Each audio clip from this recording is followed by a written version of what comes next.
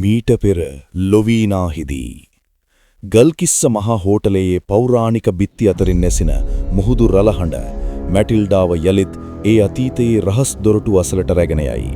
ඒ ලක් ඉතිහාසයේ ලියවුණු රහසිගතම ප්‍රේම වෘතාන්තයේ මතකාවර්ජනයයි.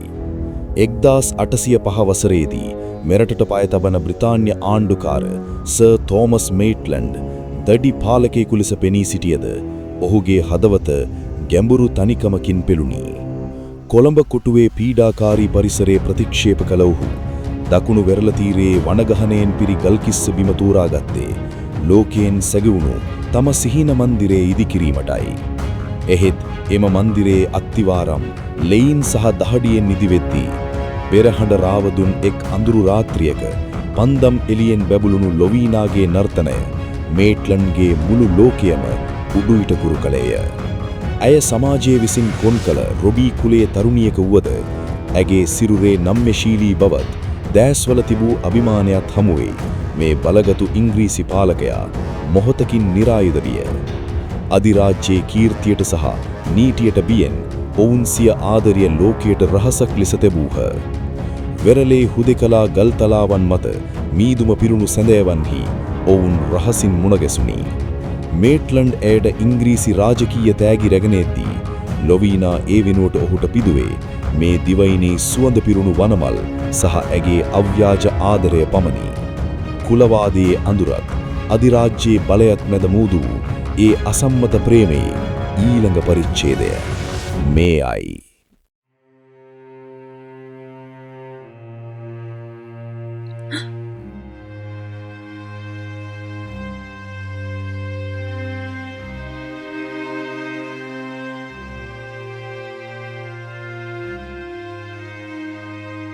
ඔයා තාමත් තෙදා වගේමයි. සමාවෙන්න මැඩම්, ඔබ මීට කලින් මෙහෙ ඇවිත් තියෙනවද? මට ඔබේ මුහුණ හුරුපුරුදුයි වගේ දැනනා. ඒත් මට මතකයක් නැහැ. නෑ, ඔබ මාව අඳුරන්නේ නැහැ. මම මීට කලින් මෙහෙට ඇවිත් නැහැ. ඒත් මම ඔයාව හඳුනනවා. ගොඩක් කාලෙක ඉඳලා. ඇත්තටම? සමහර විට ඔබ මාව වෙනත් කෙනෙක් එක්ක පටලවාගෙන වෙන්න ඇති. සමහර විට ඔබ තාමත් වැසි දිනවලට ජනේලයේ අසල වාඩි වෙලා කෝපි බොන්න කැමතිද? සීනි නැටුව, කළු කෝපි? ඔබ කොහොමද ඒක දැනගත්තේ? ඒක මගේ පෞද්ගලික පුරුද්දක්. මම ඒ කියන්නේ කාටවත් කියලා නැහැ. ඒක මගේ හිතේ තියෙන මතකයක් විතරයි. සමහර දේවල් ආත්ම ගණනාවක් ගියත් වෙනස් වෙන්නේ නැහැ නේද? මට සමා වෙන්න. මට ඇත්තටම තේරෙන්නේ ඔබ මොනවද මේ කියන්නේ කියලා. ඔබ අපේ හෝටලේ අමුත්තෙක්. මම ඔබව කාමරයට යොමු කරන්නම්. කමක් නැහැ. ඔයාට අමතක වුණාට කමක් නැහැ. ඔයා ජීවතුන් අතර ඉන්නවා දකින්න එක මට ලොකු සතුටක්. මම යන්නම්.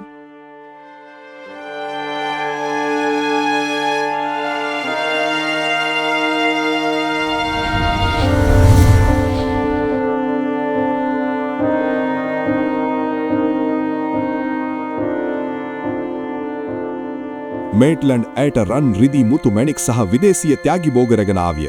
එහෙත් ඇය ඔහුට පෙරළ ලබා දුන්නේ මේ පින්බර දිවයිනේ සුවඳ පිරුණු වන මල් වර්ග සහ මුළු මහත් ලෝකයක් වසඟ කළ හැකි ඇගේ ඒ අව්‍යාජ අහිංසක සිනහව පමණි. නමුත් මේ රහස් ආදරයේ සෙවණැලි මැකී යන්නට වැඩි කලක් ගත වූයේ නැත. ලොවීනාගේ පියා අභිමානවත් රොඩි කුලේ හීන් බණ්ඩා මේ සම්බන්ධයේ දෙස බැලුවේ සැකමුසු දැසිනි. ඔහු තම දියණියට මෙසේ අවවාද කළේ. ලොවීනා, ඔය සුදු පාලකියෝ එන්නේ අපේ දේවල් අරගෙන යන්න මිසක් අපිට යමක් දෙන්න නෙවෙයි. උඹ ඔය ඇවිලෙන්න හදන ගින්දරෙන් බේරියන්ඩුවේ. පියාගේ වදන් ඇගේ සිතට මහා බරක් වූද මේට්ලන්ඩ්ගේ දැස් තුල තිබූ ඒ අසීමිත කරුණාව හමුවේ ඕනෑම අවදානමක් ගැනීමට ලොවීනා සූදානම්ව සිටියාය. මේ අතර බ්‍රිතාන්‍ය කඳවුරේ නිලධාරීන්ද සිය ආණ්ඩුකාරවරයා නිතරම හුදකලාව වෙරළේ සැරිසැරීම ගැන කුතුහලයෙන් පසු වූහ.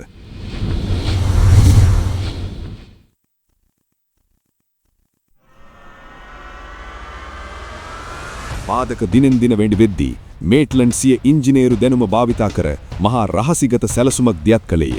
මන්දිරයේ ඉදිකිරීම අතරතුර කිසිවෙකුටත් සැකයක් නොසිතෙන පරිදි මන්දිරයේ වයින් ගබඩාවේ සිට ලොවීනාගේ නිවසේ පිටුපස තිබූ පෞද්ගලික ලින්ද දක්වා අඩි 200කට වඩා දිගු රහස් උමගක් හැරීමට ඔහු අණකලේය.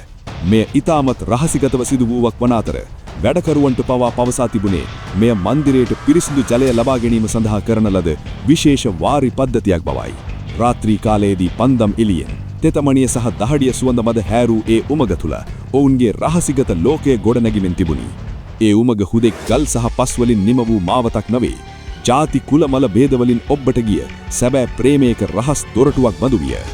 උමග නිම වූ පළමු රාත්‍රියේ මේට්ලන්ඩ් සිය දෑඇතින්ම උමගෙහි දොරටුව විවෘත කළේය. ඔහු ඒ අඳුරු පටු මාවත දිගේ ගොස් ලොවීනාගේ නිවසේ ලිදාසලින් මතු වූයේ සැබෑ පෙම්වතිකු ලෙසිනි.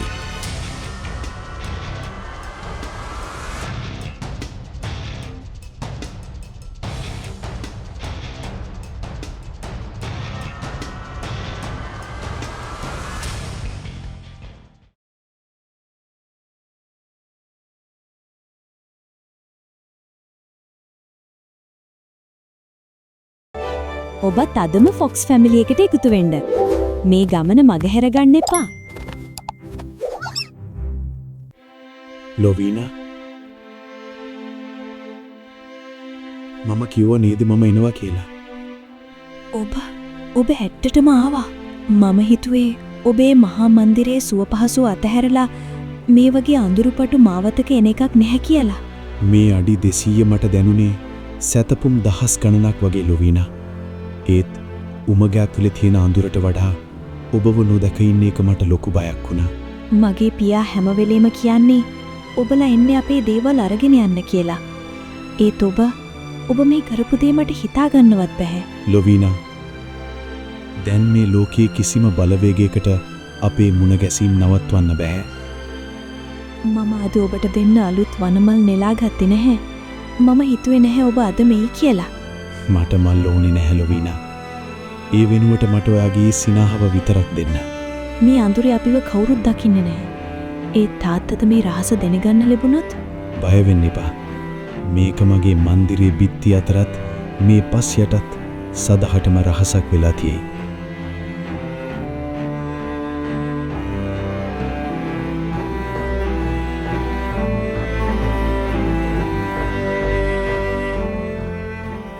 ලොවීනා මුලින් බියෙන් සැලී ගියද මේට්ලන්ගේ උණුසුම් ස්පර්ශය ඇයව සංසුන් කළේය. එතැන් සිට වසර 7ක් පුරා සෑම මධ්‍යම රාත්‍රියකම ලොවීනා ඒ අඳුරු උමග දිගේ පන්දමක් අතැතිව මන්දිරයේ වෙත පැමිණියාය. අද ඒ මන්දිරය දැන් සුපිරි හෝටලයකි. ලොවීනා දැන් මැටිල්ඩා ලෙසත් මේට්ලන්ඩ් දැන් හෝටල් කළමනාකරු එරික් ලෙසත් මුහුණත මුහුණ හමු වී ඇත. මැටිල්ඩා තම අතීතය සිහිපත් කරද්දී එරික් සිටින්නේ කිසිවක් සිතාගත නොහැකි තිගෙස්මකේ. එරික්ට තමන්ගේ අතීතය මතක් වේවිද? ඒ රහස් උමග ඇතුලේ ඔවුන්ව බලාපොරොත්තුවෙන් තියෙන පුදුමය කුමක්ද? මේ ආදර කතාවේ ඊළඟ කොටසින් මොනවා වෙයිද කියලා දැනගන්න දැන්ම අපේ channel එක subscribe කරලා තියාගන්න.